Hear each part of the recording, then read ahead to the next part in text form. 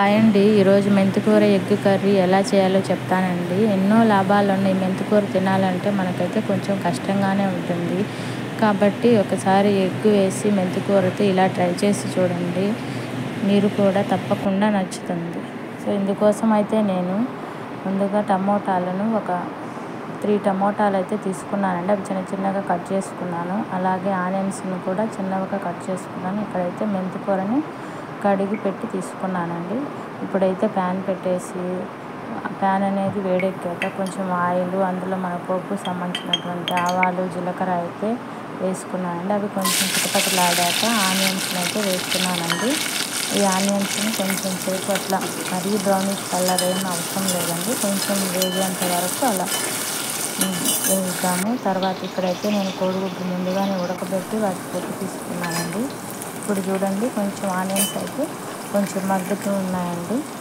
ఇలా కొంచెం మగ్గాక ఇప్పుడైతే మనం ముందుగా కట్ చేసుకుని టమోటాస్ని అయితే ఇందులో వేసేద్దామండి. ఇవి వేసి కొంచెం బాగా మగ్గనిద్దామండి మూత పెట్టేసి. ఇప్పుడైతే మనం అసలు ఈ మెంతికూర తినడం వల్ల ఏమేమి ప్రయోజనాలు ఉన్నాయైతే నేను మీకు చెప్తానండి. ఈ మెంతికూర అనేది మనకి చాలా పీచు పదార్థం అయితే ఇందులో ఉంటుందండి. అందువల్ల మనకి డైజెషన్ ప్రాబ్లం అయితే ఉండదండి మెంతికూర తినడం వల్ల. ఇప్పుడైతే కొంచెం టమోటాలు అయితే మగ్గాయి కదండి. ఇప్పుడు నేను ఇందులో ఆకుకూరను అయితే మనం ముందుగా కడిగి పెట్టుకున్న మెంతికూరను అయితే ఇందులో వేసేస్తున్నానండి. అంతేకాకుండా ఈ మెంతికూర తినడం వల్ల మనకైతే గుండె ఆరోగ్యానికి అయితే చాలా మంచిదండి.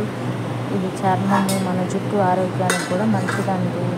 ఇది ఒకసారి అప్పుడప్పుడు ఇలా మెంతికూరను అయితే ఒక వారంలో ఒకసారైనా చేసుకునే దానికి ప్రయత్నిస్తూ ఉండండి.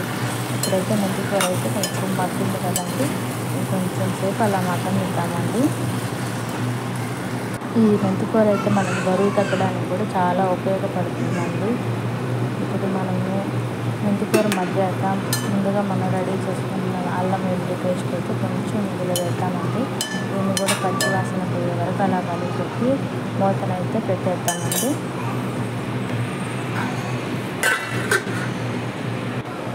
అలాగే ఈ మెంతికూర అయితే మనకి జలుబు, దగ్గు అట్లా ఉన్నప్పుడే, శ్వాసకోశ సమస్యలు ఉన్నప్పుడైతే అలా కూడా ఉన్నప్పుడైతే ఈ మెంతికూర తీసుకున్నట్లయితే మనకు కొంచెం రిలీఫ్గా అయితే ఉంటుందండి. అలాగే ఇప్పుడు ఈ మెంతికూర అయితే బాగా మగ్గింది కదండి, చూస్తున్నారు కదా. ఇందులో అయితే కొంచెం సాల్ట్, అలాగే మనం పసుపు, అలాగే కొద్దిగా కారం అయితే వేస్తున్నానండి.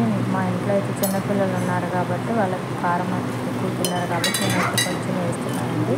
మీకు కావాలంటే ఇంకొంచెం కూడా వేసుకోవచ్చు. ఇప్పుడైతే దీన్ని బాగా మసాలా అంతా ఆకుకూరకి బాగా పట్టేటట్లయితే కలిపి పెట్టేసి మూత పెడుతున్నానండి. ఇంకొంతసేపు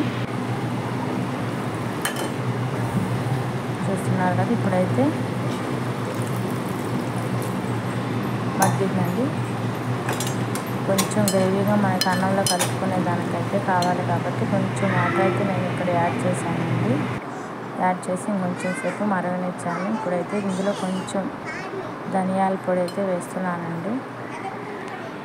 కావాలంటే మనం గరం మసాలా అయితే కూడా వేసుకోవచ్చు. ఎందుకో ఆ స్మెల్ వేస్తే మా పిల్లలు పెద్దగా ఇష్టపడరండి, అందుకే నేను స్కిప్ చేస్తున్నాను.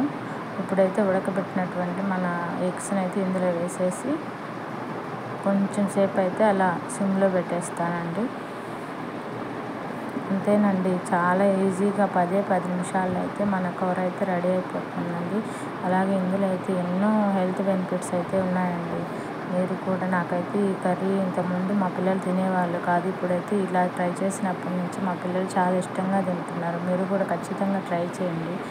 కామెంట్ చేయడం మాత్రం మర్చిపోకండి. వీలైతే సబ్స్క్రైబ్ చేసుకోండి.